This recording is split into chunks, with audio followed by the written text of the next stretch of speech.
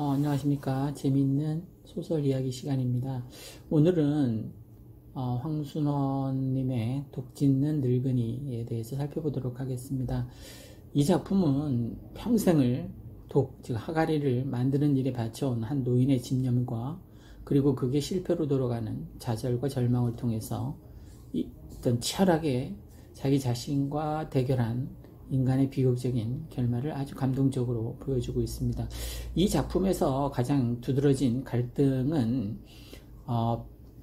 도망간 아내, 그러니까 이 젊은 아내가 자기 조수로 있던 독짓는 걸 배우고 있었던 그 조수와 함께 눈이 맞아서 도망을 가게 됩니다. 그래서 그 배신감, 분노, 이것보다 더 중요한 갈등은 노쇠한 체력과 혼미해지는 정신으로 인해서 평생 자기가 어떤 자존감이 걸려 있었던 그 독짓는 일에 실패하면서 느끼는 절망일 겁니다. 전체적인 내용은 일단 일물부터 살펴보면 더 좋을 것 같습니다. 송영감이 있습니다. 그죠? 독을 짓는 이걸 업으로 살아가는 노인입니다. 그런데 이제 자기 자신을 버리고 젊은 조수를 따라서 도망간 아내에 대한 배신감으로 살아갑니다. 그래서 그 아내와 조수에 대한 어떤 질투와 분노에 떠는 주인공이라고 볼 수 있습니다.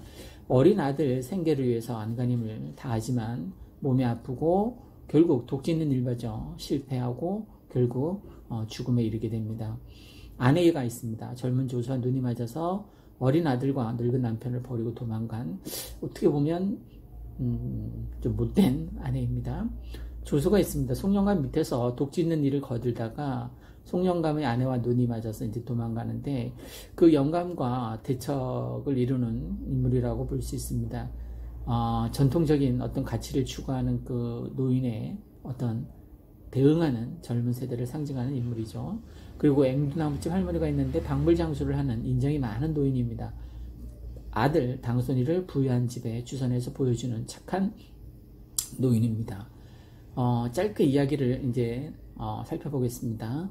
아내가 젊은 조수와 이제 함께 도망친 뒤에 송영감은 배신감과 분노에 떨면서 어린 아들 당손이를 먹여 살릴 생각에 아주 막막해 합니다. 배신감이 너무 커서 조수가 지어놓고 간 독을 다 부숴버리고 싶지만 생계에 대한 걱정 때문에 차마 그렇게 하지 못하고 아픈 몸을 이끌고 안간힘을 다해서 독을 짓습니다. 하지만 육체적으로 쇠약해지고 정신적 고통이 큰 터라 손이 떨려서 예전과 같은 솜씨를 잘 발휘하지는 못합니다.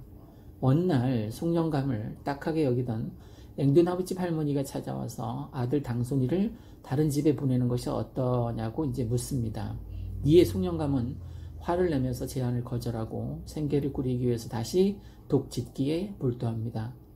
가마에 독을 굽는 날 은근한 경쟁심에서 송영감은 자기가 지은 독과 조수가 지어놓은 독이 나란히 이제 독을 나란히 가마에 넣습니다.